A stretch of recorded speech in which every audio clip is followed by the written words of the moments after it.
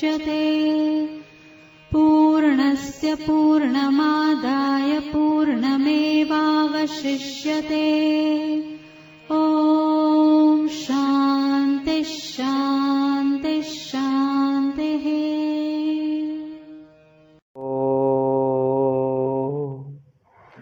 सहनाववतु सहनौ भुनक्तु सह वीर्यं करवावहै तेजस्विनावधीतमस्तु मा विद्विषावहै।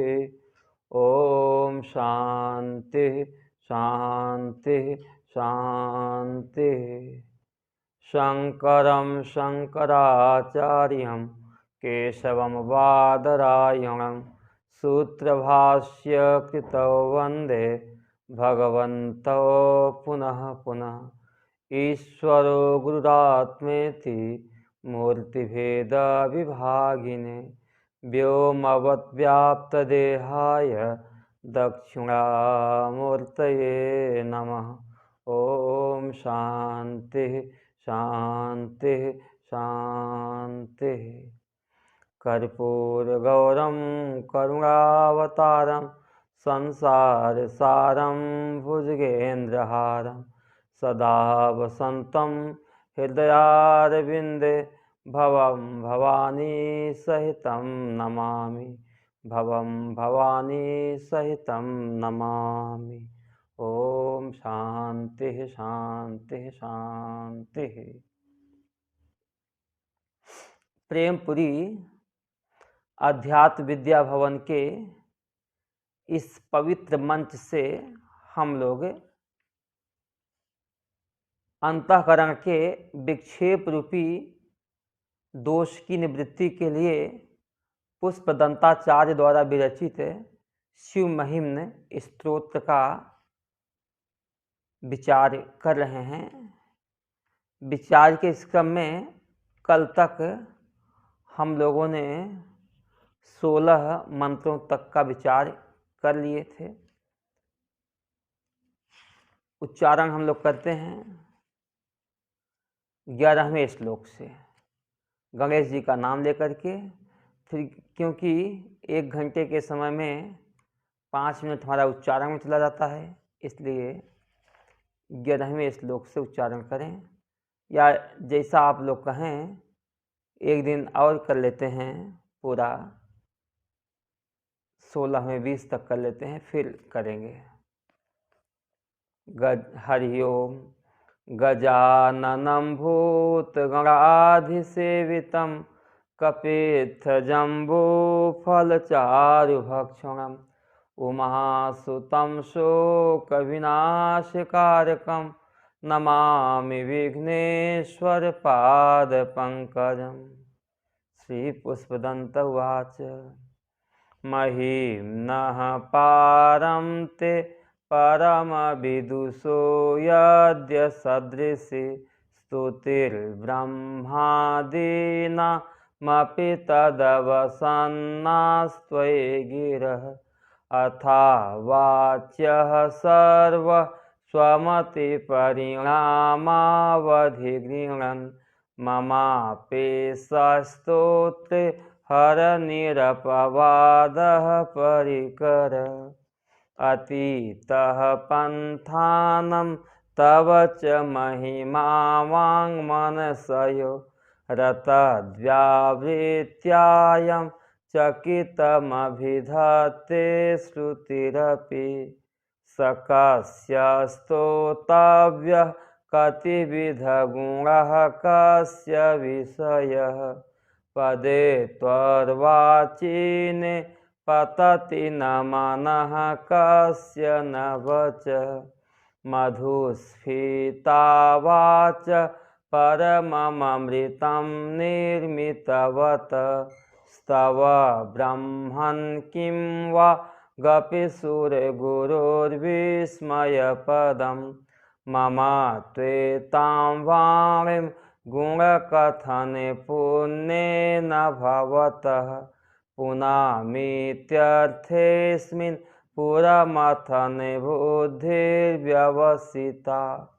तवैश्वर्यं यत्तत् जगदुदय रक्षा प्रलयकृत् त्रयीवस्तु व्यस्तं त्रिषु सगुणभिन्नासु तनुषु अभाव्यानामस्मिन् वरद रमणीयामरमणीं विहन्तुं व्याक्रोशिं विदधद इहैके जडधिय किमिह किङ्काय स खलु किमुपायस्त्रिभुवनं किमाधारो धाता सृजति किमुपादानयति च अतर्कैश्वर्ये त्वयि यनवसरदुःस्थो हतधियः कुतर्कोऽयं कांश्चिन् मुखरयति मोहाय जगत् अजन्मानो लोका किमवयववन्तोऽपि जगता मधिष्ठातारं किं भवविधिरनादृत्य भवति अनीशो वा कुर्यात् भुवनजनने कः परिकरो यतो मन्दास्त्वां प्रत्यमरेवरे संसेरतयिमे त्रयी साङ्ख्यं योग पशुपतिमतं वैष्णवमिति प्रभिन्ने प्रस्थाने परमिदमदः पथ्यमिति च रुचीनां वैचित्र्या द्रुजे कुटिलनानापथजुषां निरामेको गम्यस्त्वमसि पयसामर्णव इव महोक्षः खट्वाङ्गं परशुरजिनं भस्मफणिन कपालं चेति यत् तव वरदतन्त्रोपकरणं सुरास्तां तां रिद्धिं दधति तु भवद्भ्रूप्रणिहितां न हि स्वात्मा रामं विषयमृगतृष्णा भ्रमयति ध्रुवं कश्चित् सर्वं सकलमपरस्त्वध्रुवमिदं परो ध्रुव्याध्रुव्ये जगति गदति व्यस्तविषये समस्तेऽप्येतस्मिन् पुरमथने तैर्विस्मित इव स्तुवन् जिह्वीमि त्वां न खलु ननु धृष्टा मुखरता तवैश्वर्यं यत्नाद्यदुपरिविरञ्चिरिहरिरध परीक्षेतुं याता वनलमनलस्कन्धवपुष ततो भक्तिश्रद्धा भरगुरुगृहाभ्यां गिरिशयत् स्वयं तस्थेताभ्यां तव किमनुवृत्तिर्न फलति अयत्नादापाद्य त्रिभुवनमवैरव्यतिकरं दशास्यो यद्बाहु नभृतरणकण्डूपरवशान् शिरः पद्मश्रेणी रचितचरणाम्भोरुहवले स्थिरायास्त्वद्भक्तिस्त्रिपुरे हरे विस्फुर्जितमिदम् अमुष्य त्वसेवा समधिगतसारं भुजवनं बलात् कैलासेऽपि त्वदधिवसतो विक्रमयतः अलभ्या पाताले प्यलसचलिताङ्गुष्ठशिरसि प्रतिष्ठा त्वय्यासीत् ध्रुवमुपचितो मुह्यति खलः यदृद्धिं सूत्राम्रो वरदे परिमौचैरपि सति मधश्चक्रे वाण परिजनविधेयस्त्रिभुवन न तच्चित्रं तस्मिन् वरिवसितरे त्वच्चरणयो न कस्याउन्नत्यै भवति शिरसस्त्वय्यवनति अकाण्ड ब्रह्माण्ड क्षयचकित देवासुरकृपा विधेयस्यासिद्ध्यस्त्रिनयन विशंसंहृतवत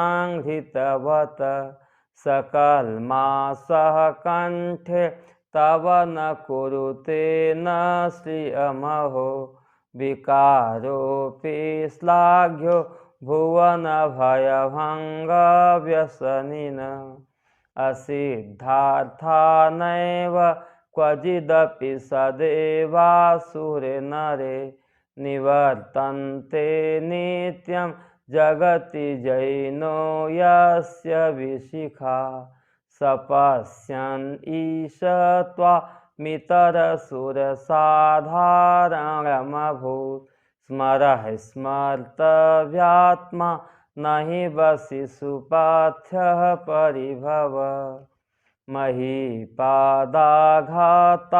व्रजति सहसा संशयपदं पदं विष्णोर्भ्राम्यत् भुजपरिघरुग्रग्रहगणं मुहुर्द्रौदौस्थं यात्यनिभृतजटा ताडिततटा जगद्रक्षाये त्वं नटसि ननु वामैव विभूता। कल तक हम लोग 16 श्लोकों तक का विचार कर लिए थे। लगभग 16 श्लोक के उच्चारण में 10 मिनट लगे। वैसे भी प्रेमपुरी आश्रम में ब्रह्मज्ञानावली के भी 5 मंत्र तो उच्चारित होते ही हैं। इसी बहाने हम शिव महिम्न का पाठ भी सीख लेंगे तो हमारे लिए बहुत अच्छा होगा। और मैं तो यही सोचता हूँ शिव महिम्न का पाठ श्रवण करने के बाद प्रेमपुरी के हर श्रोता यदि सायंकाल गोधूली के समय शिव महिम्न का पाठ करेगा तो वह बहुत ही अच्छा होगा। हम लोगों ने कल विचार किया कि देवता लोग तो कुछ स्वार्थी किस्म के होते हैं। उनके लिए आप यज्ञ का अनुष्ठान करोगे तो वे उस यज्ञ का फल देंगे या आपके अनुकूल बारिश आदि कराएंगे। इसका उदाहरण आपने स्वयं देखा। जब तक नंद बाबा इंद्र का याग करते रहे, इंद्र ने बारिश किया। भगवान कृष्ण के कहने पर नंद बाबा ने इंद्र याग करना बंद कर दिया और भगवान श्री कृष्ण ने कहा गोवर्धन जी तो साक्षात देवता हैं, इन्हीं पर हमारी गवें चलती हैं, इन्हीं से पुष्ट होती हैं, तो जो साक्षात हमारा उपकारक दिखाई दे रहा है ऐसे गोवर्धन महाराज की हम पूजा क्यों न करें। तो भगवान श्री कृष्ण की प्रेरणा से सारे नंद गोप बालक भगवान गोवर्धन जी की पूजा करने के लिए गए।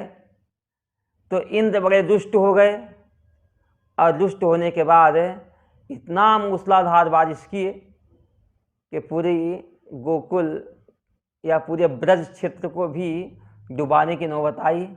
ये तो कहो भगवान की कृपा से इंद्र का अभिमान चूर चूर हुआ और ब्रज का बाल बांका भी नहीं हुआ। लेकिन हमारे भगवान शिव ऐसा नहीं है। ये तो जगत की रक्षा के लिए अपना सर्वस्व समर्पण करने के लिए तैयार रहते हैं। क्योंकि एक होता व्यसनी होता है, जिसको शराब का व्यसन है, शराब पिए बिना नहीं रह सकता है। सिगरेट का व्यसन है, सिगरेट पिए बिना नहीं रह सकता है। अरे हम तो कहते हैं जिसको प्रवचन का व्यसन है उसको शांति से बैठा दो तो शांति से बैठ नहीं सकता है, प्रवचन उसको करना ही करना है। उसी प्रकार से भगवान शिव का एक व्यसन है। क्या व्यसन है? भुवन भय भंग व्यसन है। इस संसार के भय को भंग करना, नष्ट करना ही जिनका व्यसन है। ऐसे भगवान शिव जब देखे कि समुद्र मंथन के समय कालकूट नामक जहर पैदा हुआ है। इस जहर से यह सारा ब्रह्मांड विनाश के कगार पर पहुंच गया है। तो उन्हें अपने जीवन की परवाह न करते हुए उस कालकूट नामक जहर को ऐसे ही रख लिया जैसे कोई सिद्ध बूटी होए, उसको गले में रख लिया। उस जहर का इतना तीक्ष्ण प्रभाव था कि उनका गला भी काला पड़ गया। लेकिन कहते हैं कि दूसरे के उपकार के लिए यदि शरीर में कोई विकार भी आ जाता है तो वह विकार उसके अपयश का कारण नहीं, बल्कि वह विकार भी उस व्यक्ति की शोभा बढ़ा करके उसके यश का ही कारण बनती है। और भगवान शिव का एक नाम हो गया नीलकंठ। आज सीधी सी बात बताऊं भैया, जो खुद काम के बस में है वह दूसरे को काम से आज़ाद कैसे करा सकता है। हमारे भगवान शिव तो कामजयी हैं, जिस कामदेव के वाण कभी अपना कार्य सिद्ध किए बिना वापस आते नहीं थे। वह चाहे देवता हो, चाहे असुर हो, चाहे मनुष्य हो, सारा संसार इस काम के वशीभूत होकर के पागल हो रहा है।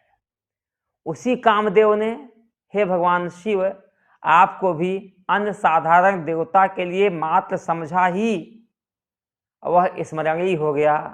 केवल समझा ही, कुछ किया नहीं, केवल क्या हुआ, समझा ही। अन्य देव के समान रूप में आपको देखना ही उसके शीघ्र नाश का कारण हो गया। यदि अनादर आदि करता तो कहना ही क्या था। इसलिए कभी भी जो जितेंद्रिय पुरुष हैं उनका हमें कभी भी तिरस्कार नहीं करना चाहिए। जितेंद्रिय पुरुषों का तिरस्कार निश्चय ही विनाश के लिए ही होता है। और महादेव से बढ़ करके जितेंद्रिय दुनिया में और कौन हो सकता है। इसलिए उनका तिरस्कार निश्चय ही हमारे विनाश का कारण ही बनता है। और कामदेव ने उनका तिरस्कार किया और तिरस्कार करने मात्र से ही वह विनाश को प्राप्त कर गया। हे प्रभु, जैसा मैंने पहले बताया, हर व्यक्ति के संकट को, चाहे देवता हो, चाहे ऋषि हो, चाहे असुर हो, चाहे सुर हो, सबके संकट को दूर करना आपका व्यसन ही है। ब्रह्मा जी भी संकट में पड़ गए। काल बल नामक राक्षस को वरदान दे करके जगत को निगलने के लिए वरदान दे बैठे कि एक संध्या काल में, गोधूली के समय में तुम जगत को भक्षण कर सकते हो। ब्रह्मा जी घबराए भगवान शिव के पास पहुँचे। भगवान शिव ने तुरंत नंदी को व्यवस्था संभाली कि मेरे नृत्य की व्यवस्था करो, जिससे मेरे नृत्य को देख करके वह काल बलि नामक राक्षस नृत्य को देख करके मोहित हो जाए। वह जो उसको जगत के विनाश का जो काल है वह काल बीत जाए। उस समय नंदी ने व्यवस्था किया, हे देवताओं, हे दिक्पतियों, यहाँ से तुम कहीं दूर हट जाओ। हे जल को बरसाने वाले बादल, तुम आकाश को छोड़ दो। हे पृथ्वी, तुम पाताल में चली जा। हे पर्वत, तुम पृथ्वी के निचले भाग में प्रवेश कर जाओ। हे ब्रह्मा, तुम भी अपने लोक को यहाँ से कहीं दूर शिफ्ट कर लो, उठा ले जाओ, क्योंकि मेरे भगवान शंकर नृत्य करने के समय तुम सब उनमें बाधा डालने वाले हो। ऐसा नंदी महाराज ने घोषणा किया। और यहाँ शिवानंद लहरी में तो कहा गया है कि ऐसे नंदी महाराज हम सबकी भी रक्षा करें। तो वही नृत्य का स्वरूप बताते हैं कि पांव के आघात से मही पृथ्वी अचानक ही संशयग्रस्त हो जाती है। अचानक ये हो क्या गया, यहाँ तक कि विष्णु का स्थान अंतरिक्ष लोक भी और ग्रह गण, नक्षत्र गण भी भगवान की परिघा के समान भुजाओं के घुमाने से संकट आपन्न रोगी से हो जाते हैं। बार बार खुली हुई जटाओं के किनारों से ताड़ित होकर के स्वर्गलोक भी दुर्वस्था को प्राप्त करता है, हो जाता है।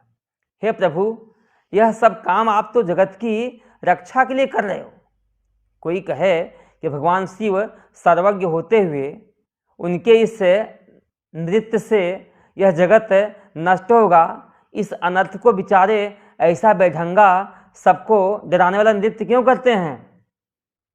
तब कहते हैं कि प्रभु जगत के रक्षा के लिए नृत्य करते हैं, लेकिन प्रभु की जो व्यापकता है, जो महत्ता है, जो प्रभुता है, वह कभी कभी विपरीत हो जाती है। इसी भाव से कहा ननु बामेव विभुता, जो विभुता है, व्यापकता है प्रभु, कभी कभी बामा एव माने उल्टा ही हो जाती है, प्रतिकूल ही हो जाता है। आप करने के लिए अच्छे जाते हो, लेकिन फिर भी कुछ लोगों का बुरा हो ही जाता है। अच्छा करते हुए भी कुछ उल्टा अवश्य ही हो जाता है। जिस राजा अपने देश की रक्षा के लिए सेना के साथ जब प्रस्थान करता है तो मार्ग में कुछ सैनिक भी उपद्रव करते हैं, घोड़े से लोगों की फसलें बर्बाद हो जाती हैं।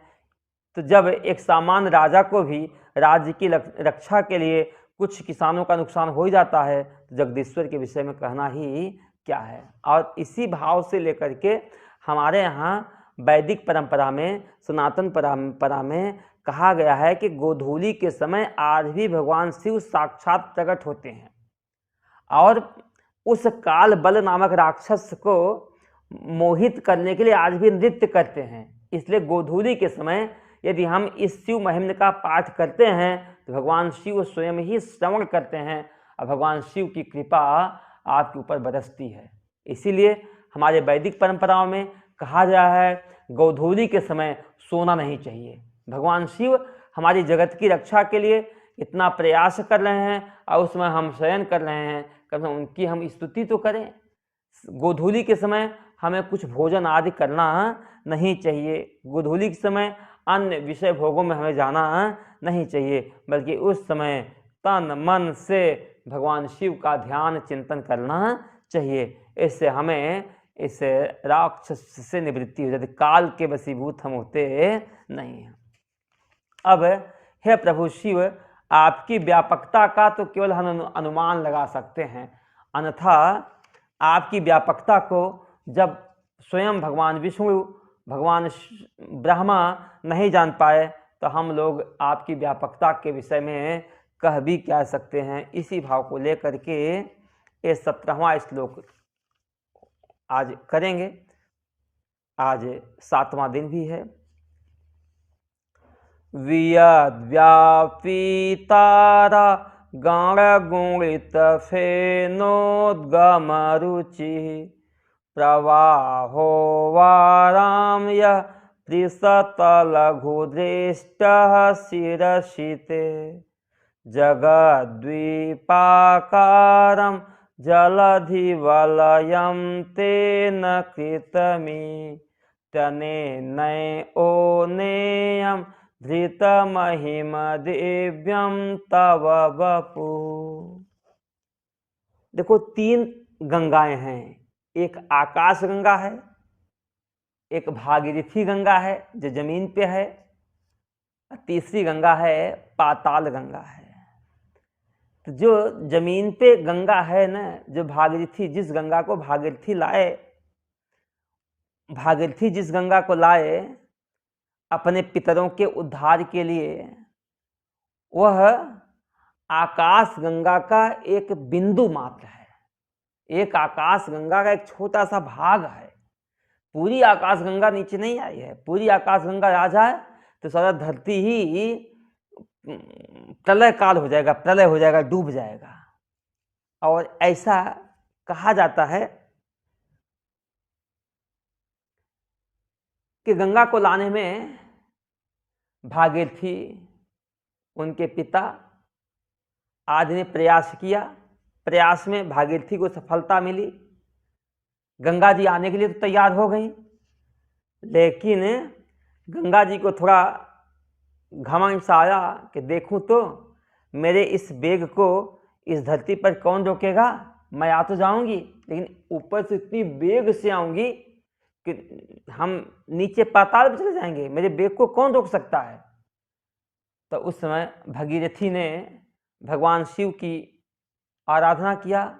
भगवान शिव उन गंगा को रोकने के लिए सहमत हो गए, राजी हो गए। और जब गंगा आई तो उन्होंने अपनी जटाओं को खोला और जो जटाएँ भगवान शिव में समा गई। भगवान शिव ने जटाओं का जोड़ा बांध लिया और गंगा जी घूमती रहीं, उनको वहाँ बाहर से कोई रास्ता मिला नहीं। तो भगवान शिव ने अपने सर की एक जटा निकाली, एक जटा के प्रवाह से ये सारी गंगा सारी पृथ्वी को वलय के आकार में घेर करके समुद्र में समा गई। जिस समुद्र का पान अगस्त ऋषि ने किया था, वह समुद्र खाली हो गया था, उस समुद्र में सारा जल इस गंगा का ही भर गया। तो वह गंगा जो इतनी व्यापक गंगा थी, भगवान शिव के सर में एक बूंद की तरह थी। और एक बूंद भी थोड़ा बहुत नहीं, जितना समुद्र में जल है वह एक बूंद है। बूंद का भी मापदंड बहुत थोड़ा नहीं है। समुद्र का सारा जल के जल एक बूंद बिंदु के समान है। तो भगवान शिव कितने महान होंगे जो सर में एक बूंद की तरह दिखाई दे रहे हैं। तो इसी भाव से हम हे प्रभु आपकी व्यापकता का मात्र अनुमान कर सकते हैं। इसी भाव को लेकर के यह श्लोक है, 17वां श्लोक है। यहाँ बता रहे हैं बियद व्यापी, सारे आकाश में जो व्याप्त है, संपूर्ण आकाश में व्याप्त है। बियद व्यापी, क्या व्याप्त है? तारागण। पूरे आकाश में क्या व्याप्त है? तारागण। तारागणों से गुणित माने तारागण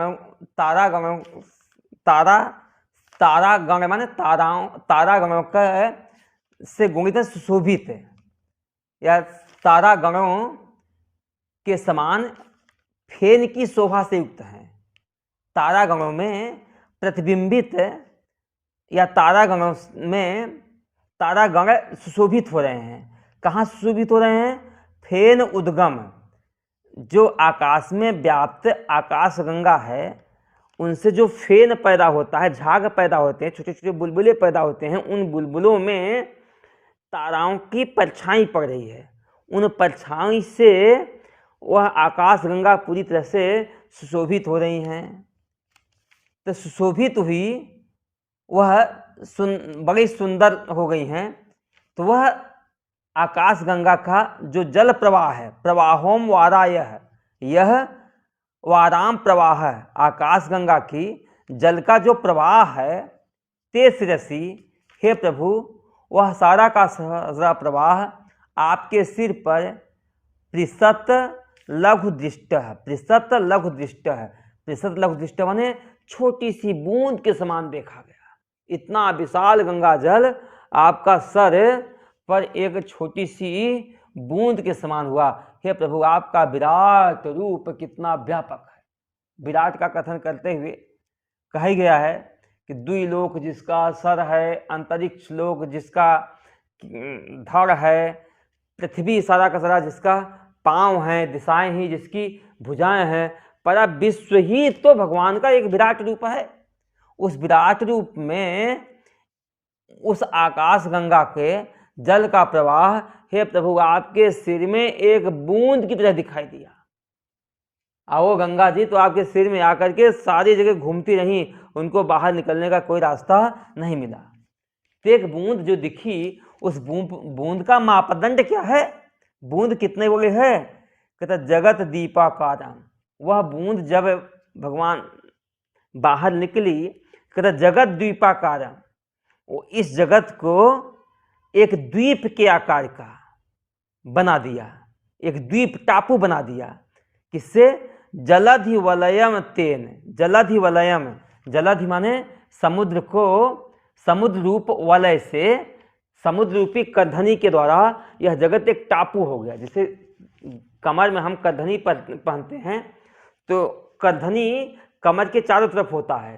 तो इस पृथ्वी के चारों तरफ कौन है? जल है। तो समुद्र के जल रूपी भगवान शिव के सिर से निकला हुआ जो जल है, उस जल ने तो जगत को दीपाकार बना दिया, एक टापू बना दिया, सारे संसार को एक टापू बना दिया। किससे टापू बना दिया? जलधि वलयम। जलधि माने समुद्र, चारों तरफ से समुद्र की वलय बना करके, समुद्र की करधनी पहना करके इस जगत को दीप की तरह बना दिया। इतने नहीं, तेन माने उसी जल बिंदु से, किसने, उसी जल बिंदु से, जलाधि वलयम, यह सारा समुद्र रूपी वलय ने इस पृथ्वी को दीपकार कृतमन कर दिया। इत माने इत, इतना ही, अनेन ए उन्नेयम, इतने ही मात्र से, बस इसी से ही हे प्रभु उन्नेयम अनुमान कर सकते हैं, धृत महिम दिव्यम तव बपु, धारण की गई आपकी महिमा का, धृत महिमा, आपने जो महिमा धारण की गई है उस महिमा का, दिव्यम तव बपु, आपके बपु की, आपकी शरीर की दिव्यता का, व्यापकता का हम इसी के द्वारा ही अनुमान कर सकते हैं कि हे प्रभु आप कितने विशाल हो, आप कितने व्यापक हो।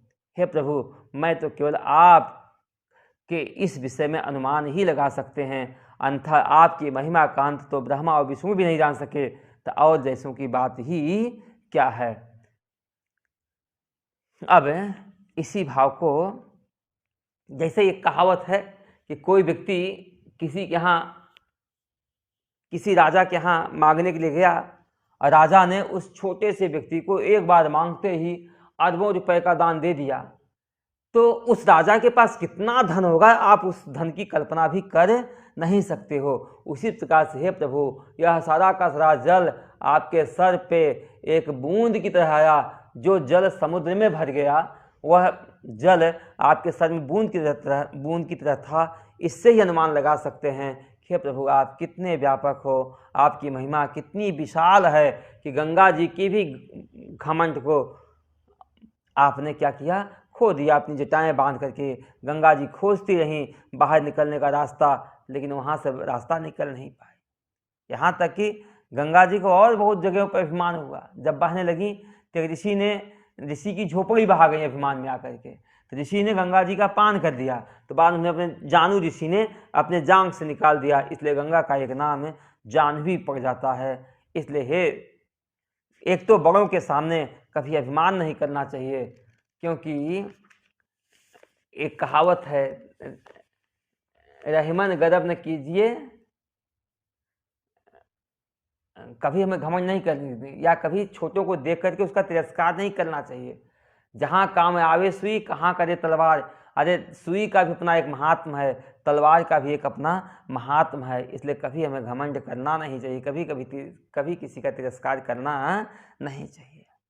हे प्रभु आपने एक त्रिपुरासुर नामक तिनके को मारने के लिए एक कितना बढ़िया नाटक किया है, इस लीला के माध्यम से हम चिंतन कर रहे हैं। देखो ये सब स्तुतियाँ पौराणिक कथाओं के माध्यम से हम उस ईश्वर का चिंतन करते हैं।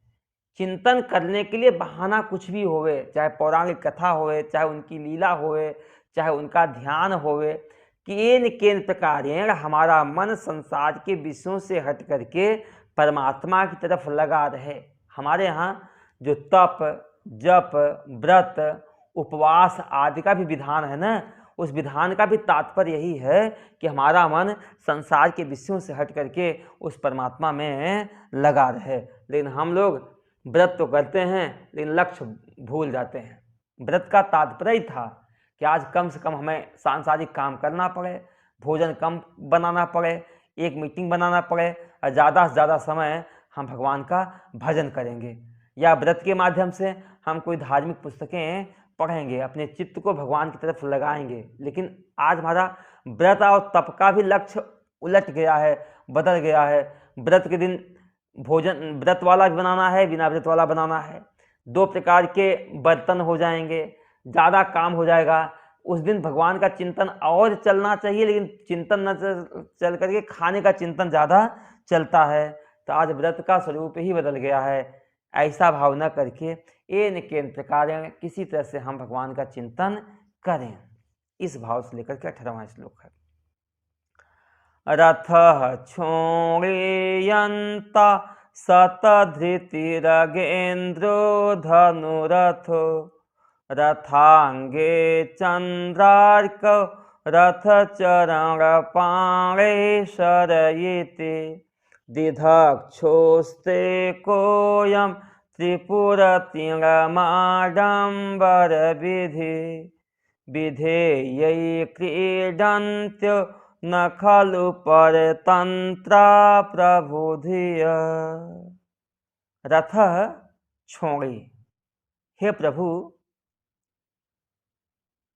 एक त्रिपुरासुर नामक राक्षस को मारने के लिए आपने जो आडंबर रचा, हे प्रभु, उस आडंबर को रचने की आवश्यकता क्या थी?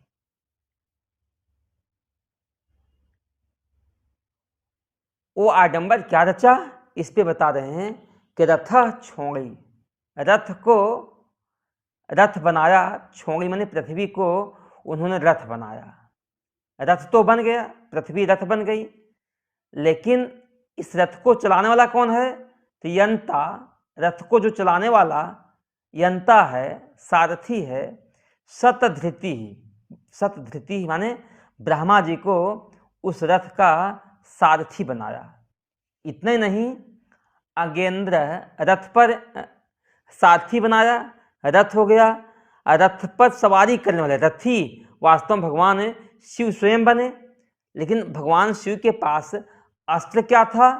कहता अगेंद्रो धनु, धनु बनाया अगेंद्र को। अग में जो श्रेष्ठ है, पर्वत श्रेष्ठ मेरु को उन्होंने धनुष बनाया।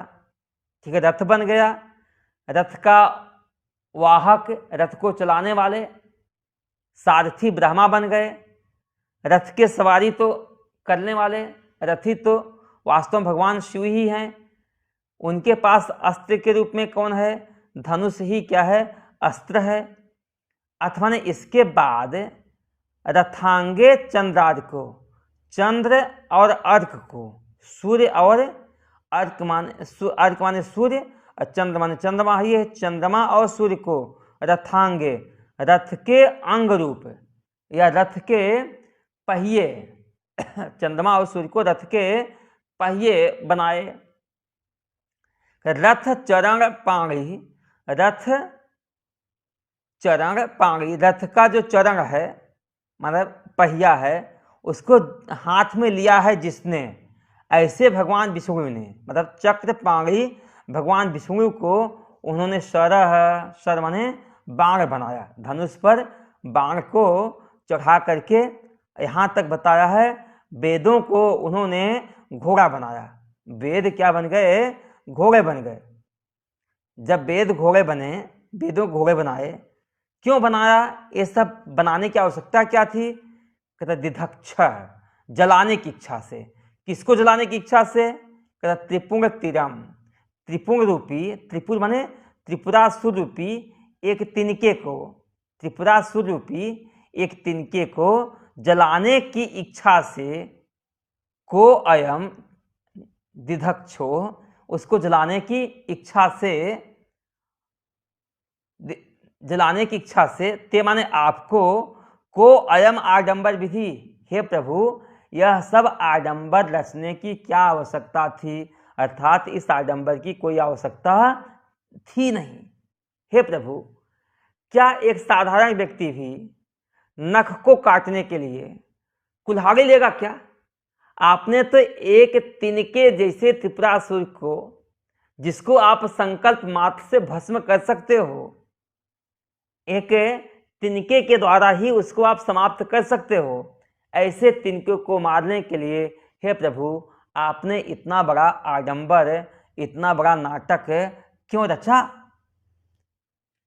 प्रभु, आपके इस नाटक को देख करके मुझे तो ऐसा लगता है, मुझे तो यही लगता है कि जो सामर्थ्यशाली ईश्वर है, जो सामर्थ्यशाली ईश्वर है, विधेयी, विधेय माने अपने स्वाधीन दासों के साथ क्रीडंतो, खेलने के लिए, अपने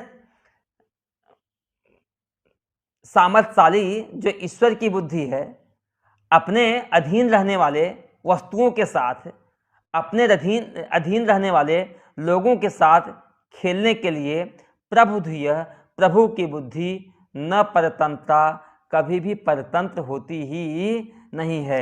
ऐसे मेरी बुद्धि में यही निश्चय हो रहा है, वह स्वतंत्र होती है अपने खेल की वस्तु से। वह प्रभु कैसे भी खेल सकता है। तो परमात्मा का यह सारा संसार एक खिलौना है, उस खिलौने में किसको कहाँ ऊपर बढ़ा देवे, किसको कहाँ नीचे गिरा देवे, किसको कब तक जीवित रख देवे, कब किसको मार डाले, मारने के लिए उसके लिए क्या क्या आडंबर करे, यह तो उसकी अपनी मौज है। इसलिए कहते हैं उमादार योषित की नाई, सबह नचावत राम गोसाई। सारे संसार एक भगवान की कठपुतलियाँ होती हैं, उन कठपुतलियों को कब तक किससे लड़ाना है, कहाँ ले जाना है, उसको लगाने के लिए क्या क्या आडंबर करना है। हे प्रभु, आपकी बुद्धि कभी न परतंत्रा, कभी परतंत्र होती नहीं है, पराधीन होती नहीं है अपने देशों, अपने अधीन रहने वाले वस्तुओं के साथ खेलने के लिए। भाई सीधी सी बात है, आपके घर में बेसन है, अब बेसन है, अब बेसन की आप क्या बना ले, आपकी मौज है। पकौड़ी बना लोगे, रोटी बना लोगे, कि खांडवी बना लोगे, कि उसकी हलवा बना लोगे, या कोई और सामग्री बना लोगे, गट्टे की सब्जी बना लोगे, ये तो आपकी अपनी मौज है। वस्तु तो आपकी है, आप उसको जिस रूप में बनाना चाहो, जितने प्रकार के व्यंजन बनाना चाहो, वह आपकी अपनी मौज होती है। ऐसे हम सब सारा संसार उस परमात्मा के एक खिलौने मात्र हैं। हे प्रभु, आप किसी भी खिलौने के साथ कैसे भी खेलो, यह आपकी अपनी मौज है। हम कोई भी व्यक्ति आपको शासित कर नहीं सकता है। उदाहरण के तौर पे ही बताया कि त्रिपुरासुर नामक तिनके को मारने के लिए, जलाने की इच्छा से, हे प्रभु आपने कैसा भयानक आडंबर रचा है, पूरे संसार को ही लाइन में खड़ा कर दिया। उसमें पृथ्वी को देखो, ब्रह्मा जी की देखो, विष्णु को जी देखो, सूर्य और चंद्रमा को देखो, वेदों को देखो, सब के सब आपकी सेवा में किसी न किसी रूप में लग करके ये सहायक बन गए, जलाने में सहायक हुए।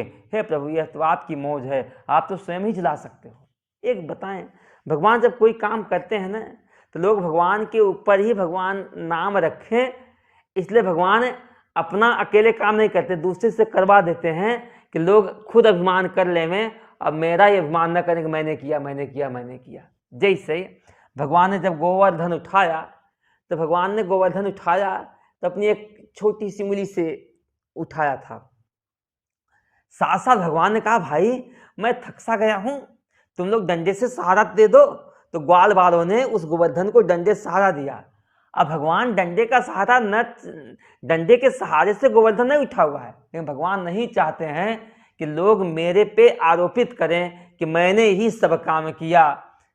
इसलिए हमेशा काम करने के प्रति ये भाव मत लाओ कि मैंने किया, बल्कि हमेशा कोई भी काम करना तो उस काम के प्रति यह भाव लाना कि हमने किया। देखो, किसी भी कार्य को करने के प्रति सहयोगी केवल मैं ही अपने दम पे किसी काम करना चाहूं तो मैं अपने दम से किसी भी काम को कर ही नहीं सकता हूं। किसी भी काम को करने के लिए कईयों की आवश्यकता होती है, और जो भी काम होता है सबके द्वारा मिलकर के हुआ करता है। इसलिए भगवान शिव इस लीला के माध्यम से हम सबको यह भी शिक्षा दे रहे हैं कि कभी भी मैं पने का अभिमान न करके सबका सहयोग लेकर के ही काम करना चाहिए। इसमें अपना मैं पने का अभिमान भी नहीं होता है। जैसे भगवान श्री कृष्ण ने ग्वाल बालाओं के द्वारा डंडे लगवा करके गोवर्धन को उठवाए, ऐसे इस त्रिपुरासुर नामक राक्षस को मारने के लिए भगवान ने पृथ्वी को रथ बनाया, ब्रह्मा जी को रथ का सारथी बनाया, मेरु पर्वत को धनुष बनाया, सूर्य और चंद्रमा को पहिए बनाए, और भगवान विष्णु को बाण बनाया।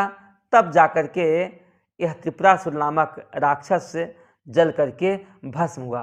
हे प्रभु, यह सब आडंबर करने की आवश्यकता नहीं थी, लेकिन आपने इसलिए आडंबर किया कि कोई लोग मेरा ही नाम न लेवे। ये हम सबको शिक्षा देने के लिए कि कोई यह न कहे कि मैंने किया, बल्कि हमेशा यह भावना करना कि हम सब ने किया। और ध्यान दें, कोई भी काम होए, आप भोजन बना के खिलाते हो, आश्रम चल रहा है, अब आश्रम में भले कोई व्यक्ति एक पैसा दान न देवे, लेकिन सुनने वाले का भी पूरा सहयोग है। यदि सुनने वाला कथा श्रवण करने न आवे, बताओ कोई भी प्रेमपुरी आश्रम या कोई भी आश्रम क्या करेगा। इसलिए सुनने वाला भी सहयोगी है, सुनाने वाला भी सहयोगी है, यहाँ तक कि आश्रम का जो सेवक है, खाना बनाने वाला, वह भी सहयोगी है। आश्रम के जो व्यवस्थापक लोग हैं वे भी सहयोगी हैं। यहाँ तो हर एक बंदा, हर एक व्यक्ति किसी न किसी रूप में किसी न किसी काम का सहयोग कर ही रहा है, तो हम अभिमान भी क्यों करें। इस कथा से हमें यह सीखना चाहिए कि कोई भी काम करना तो अकेले मैं ही कर रहा हूँ, ऐसा अभिमान न करना, ऐसा अभिमान न आवे, इसलिए सहयोग भी लेने में कोई आपत्ति है ही नहीं। भगवान हम सबको शिक्षा देने के लिए कर लेना है। अथवा दूसरा ध्यान देना कि वेदांत की दृष्टि से विचार करो कि त्रिपुरासुर और कोई नहीं है, हम सब ही त्रिपुरासुर हैं।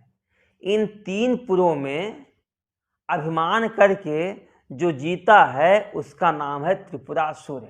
और जब तक ये तीनों पुरों समाप्त नहीं होंगे तब तक हमारी मुक्ति होने वाली है ही नहीं। इन 3 पुरों को मारने के लिए, इन 3 पुरों को समाप्त करने के लिए तो सबसे पहले कहा गया है कि यह शरीर भी एक साधन ही है। तो शरीर एक रथ है, वहाँ यह समझना शरीर एक क्या है, रथ है। शरीर मोक्ष की प्राप्ति का साधन है। यह शरीर मिला है तभी हम श्रवण मनन निधिध्यासन आदि कर सकते हैं। यदि शरीर ही न होवे तो हम कोई भी साधना कर नहीं सकते हैं। इसलिए मोक्ष का साधन, साधना का साधन करने का एक ये भी सहायक है कौन, यह शरीर है। तो रथ ही, यह शरीर ही रथ है, यह शरीर ही रथ है।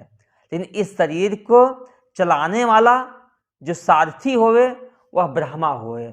ब्रह्मा माने बुद्धि ही उस शरीर को चलाने का वो बने, क्या बने, सारथी बने।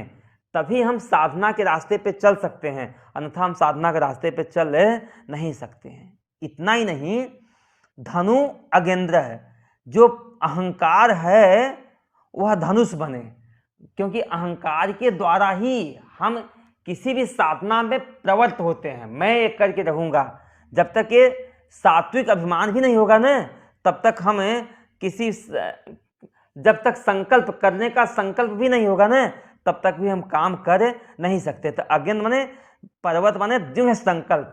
पर्वत का अर्थ हुआ क्या, जो मजबूत संकल्प है वही हमारा क्या है, धनुष है। मजबूत संकल्प ही धनुष है। यहाँ तक कि जो चलना है तो चंद्रमा और सूर्य ये हमारे रथ के पहिए हैं, अर्थात विवेक बुद्धि से हम चलें, प्रकाश में चलें, अंधकार में न चलें, तभी हम लक्ष्य की प्राप्ति कर सकते हैं। और भगवान विष्णु को तीर बनावें, तीर जैसे लक्ष्य पे जाता है तो अपनी चित्त की वृत्ति को या अंतःकरण की जो ब्रह्माकार वृत्ति है उस ब्रह्माकार वृत्ति को विष्णु में बनावें, तो जाकर के यह 3 पुरों का जो शरीर है वह जल करके भस्म हो जाएगा और फिर हम जन्म मृत्यु के चक्कर से मुक्त हो जाएंगे। तो त्रिपुरासुर को मारना एक हमारे जीवन की सबसे बड़ी साधना भी हुआ करती है। और दूसरा साधन बताया ही, दैविक दृष्टि से, आध्यात्मिक दृष्टि से साधना के रूप में देखना, और दैविक दृष्टि से देखना कि हम भगवान ने त्रिपुरासुर को मारने के लिए यह सब किया, उनकी अपनी मौज है। और भौतिक दृष्टि से देखना, सांसारिक व्यवहारिक दृष्टि से देखना कि कोई भी काम करना तो कभी मैं पने का अभिमान मत करना, बल्कि हमेशा करना हमने किया, हम सब ने मिलकर के यह काम किया, सबके सहयोग से काम हुआ, मैं अकेले इस काम को करने वाला हूँ नहीं। अब अगला 19वां श्लोक है। हरिस्ते साहसम कमल बलिमाधाय पदयो यदेको ने तस्मिन् निजमुदहरन् नेत्र कमलम गतो भक्त्युद्रेक परिणतिमसौ चक्रवपुषा त्रयाणां रक्षाये त्रिपुरहरे जागर्ति जगतां। त्रिपुरहरे चौथी पंक्ति में संबोधन है। अभी अभी पीछे गया था, त्रिपुरासुर को भगवान शिव ने मारा है तो एक संबोधन दे दिया, हे त्रिपुर विनाशक भगवान शिव। हरि माने भगवान विष्णु ने ते पदयोः आपके कमलों में, आपके चरण कमलों में, आपके चरणों के दोनों चरण युगलों में सहस्रम कमल बलिम आधाय। सहस्र माने 1000, कमल के फूल को प्रतिदिन उपहार के स्वरूप समर्पित आधार माने समर्पित करने का संकल्प लिया। श्रावण के मास में हर दिन प्रतिदिन हरि माने भगवान विष्णु ते पदयोः आपके चरण युगलों में सहस्रम कमल प्रतिदिन 1000 कमल के फूल बलि माने उपहार के रूप में आधार माने समर्पित करने का संकल्प लिया। कितने दिन तक? 1 महीने, श्रावण के मास में पूरा संकल्प लिया। भगवान शिव ने सोचा कि भगवान विष्णु सचमुच में भक्ति करता है अथवा भक्ति नहीं करता, उसका मन से भक्ति है या नहीं है। तो उस समय भगवान शिव ने जब सहस्र फूल इकट्ठा करके पूजा करने के लिए जा रहे थे, ओम नमः शिवाय करके एक कमल का फूल चढ़ावें, ओम नमः शिवाय करके एक कमल का फूल चढ़ावें। भाई पूजा का एक विधान भी होता है, मैंने देखा गुजरात में ज़्यादा होता है।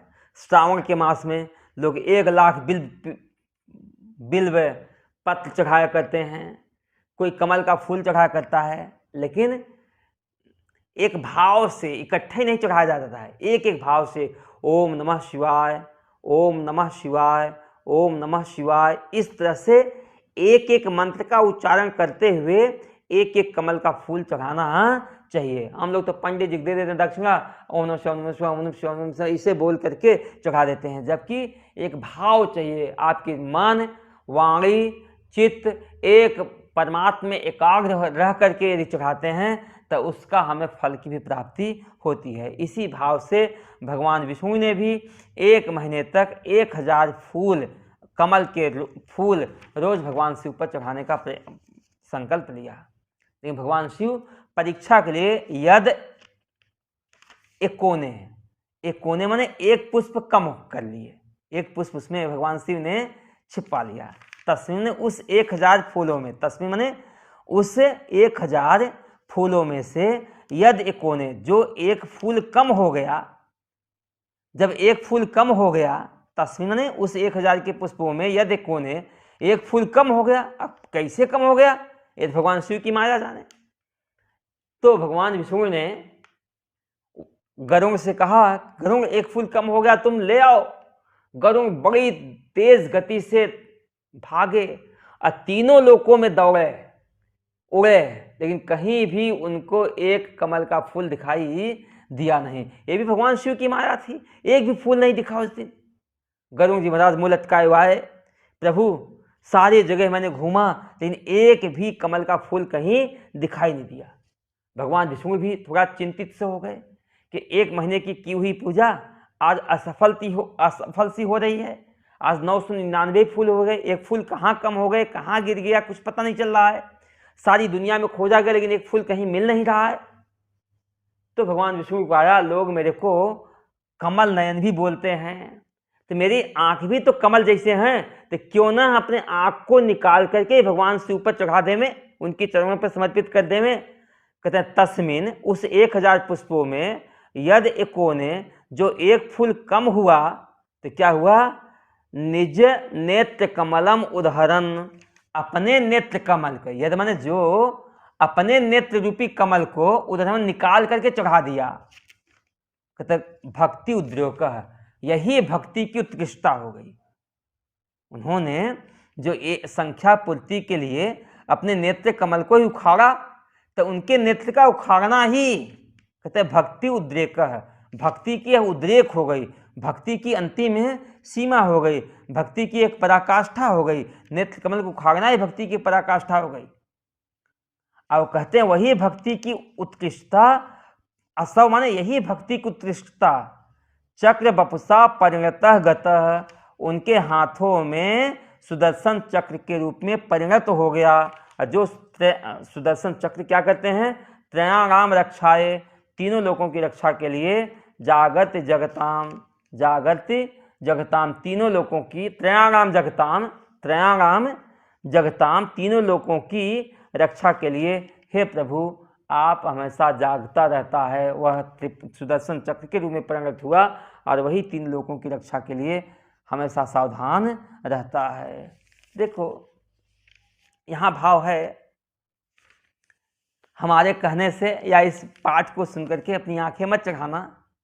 नेत्र को चढ़ाने का तात्पर्य लौकिक नेत्र निकालना नहीं है, बल्कि उसका तात्पर्य है भगवान की वाह सामग्रियों से जो पूजा करते हैं उससे भगवान को उतनी प्रसन्नता नहीं होती है जितनी पूजा अपनी इंद्रियों को समर्पण करने से होती है। इंद्रियों को भी समर्पण करने का मतलब उनको काट करके अलग करना नहीं है, बल्कि आपकी हर एक इंद्रियां भगवान में ही लगी रहें।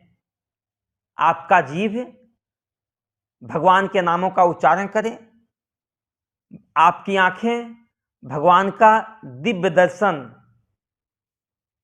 या सारे संसार को देखते हुए आत्मदृष्टि बनाए रखें, वाणी भगवान की चर्चा किया करें, कान से भी आप नित्य ही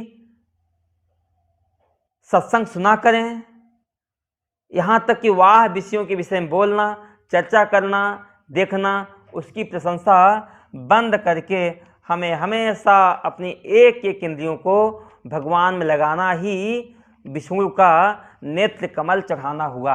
अन्यथा अपनी आँखों को काट के अलग नहीं करना है, बल्कि आँखों का मतलब क्या हुआ, अपनी आँखों के द्वारा भगवान के दिव्य दर्शन को करें। जहाँ जहाँ नाम रूप आदि दिखाई देवे वहाँ वो कहा गया ना, ईशावास्यम इदम सर्वम यत् किंच जगत्याम जगन तेन त्यक्तेन भुंजी था माँ गृध कस्वित धनम। सारा संसार ईश्वर से ओतप्रोत है।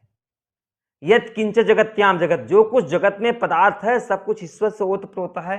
तो हमें करना क्या है कि तेन त्यक्तेन, तेन मैंने नाम रूप जाति गुण क्रियाओं को छोड़ करके भुंजी था, आत्मा का भोग भोगना है।